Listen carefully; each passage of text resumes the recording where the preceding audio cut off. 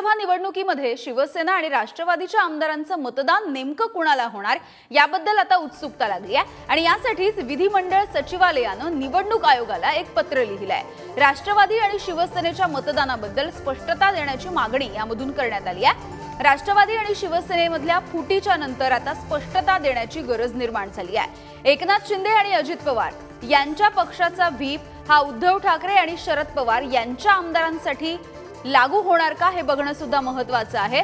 सभागृहामध्ये ठाकरे आणि शरद पवार यांच्या पक्षाला मान्यता मिळणं अजूनही बाकी आहे आणि याविषयी बोलूयात। ओम देशमुख आमचे प्रतिनिधी आहेत आपल्यासोबत। ओम, नेमकी ही स्पष्टता मिळावी यासाठी आता मागणी केली जाते आणि यासाठी विधिमंडळ सचिवालयानं निवडणूक आयोगाला पत्र लिहिलंय।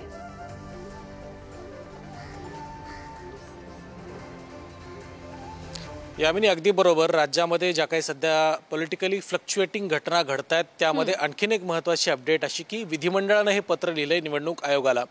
अवघ्या काही दिवसांवर राज्यसभेची निवडणूक आणि निवडणुकीचं मतदान येऊन ठेपलेलं असताना आता राष्ट्रवादी आणि शिवसेना या पक्षांमध्ये जी फूट पडली त्याचं पक्ष आणि चिन्हाचा निकाल लागल्यानंतर आता जो दुसरा फ्रॅक्शन तुटून बाहेर पडलाय, उद्धव बाळासाहेब ठाकरे शिवसेना असेल आणि शरदचंद्र पवार राष्ट्रवादी काँग्रेस असेल, या दोन गटाच्या आमदारांचं मतदान नक्की कोणाला असणार। आता जी राज्यसभेची निवडणूक आहे त्या निवडणुकीमध्ये या दोन गटांचं मतदान नेमक्या कुठल्या पक्षाला असावं याबाबत कुठलीही क्लॅरिटी नाहीये आणि ती क्लॅरिटी यावी कारण विधिमंडळामध्ये फक्त शिवसेना एकनाथ शिंदेंची जी आहे आणि अजित पवारांची राष्ट्रवादी या दोन पक्षांना मान्यता देण्यात आलेली आहे। या दोन फ्रॅक्शनची कुठलीही अधिकृत नोंद, जी इतर दोन फ्रॅक्शन आहेत त्यांची कुठलीही नोंद विधिमंडळामध्ये स्वतंत्र स्वरूपात नाही।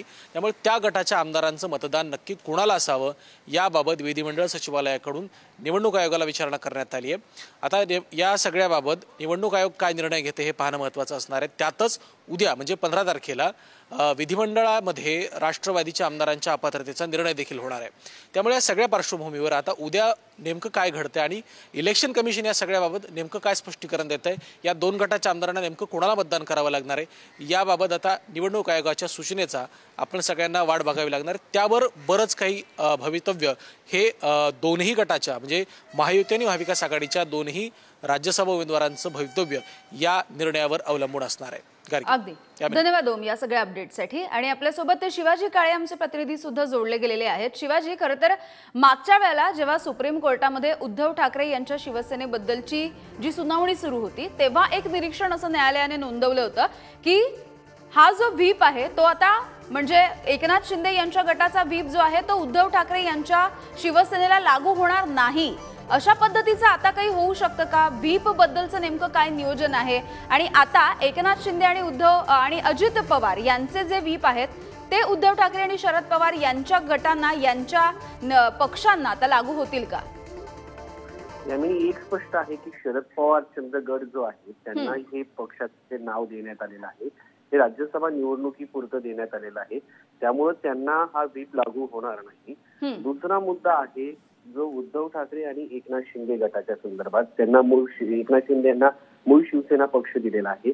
जेव्हा पक्ष आणि चिन्हाच्या संदर्भात सर्वोच्च न्यायालयामध्ये 2023 ला सुनावणी पार पडली होती तेव्हा शिंदे गटाच्या वकिलांच्या समोर जी सुनावणी झाली त्या दरम्यान जे उद्धव ठाकरे गटाचे वकील होते त्यांनी असं म्हटलं होतं की हे आम्हाला व्हीप लावून आमचे आमदार अपात्र करतील, तेव्हा सर्वोच्च न्यायालयामध्ये आम्ही असं करणार नाही असं एकनाथ शिंदे गटाच्या वतीने सांगण्यात आलं होतं। त्यानंतर मूळ पक्ष आणि शिवसेना हा एकनाथ शिंदे यांना देण्यात आला, तेही विधानसभा अध्यक्षांच्या दालनामध्ये जी सुनावणी झाली त्यानंतर जे बदल झाले त्यानुसार मूळ पक्ष हा पुन्हा एकदा एकनाथ शिंदे यांना देण्यात आला। मात्र यांना अपात्र ठरवतील का व्हीप बजावून?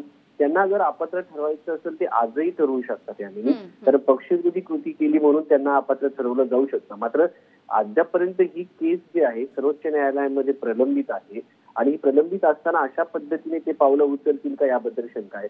दुसरीकडे जेव्हा राहुल नार्वेकर यांनी निर्णय देताना उद्धव ठाकरे गटाच्या आमदारांना अपात्र ठरवायचं होतं का तेव्हाही ते ठरवू शकत होते, मात्र कोर्टची अर्जन्सी त्यामुळे वाढते।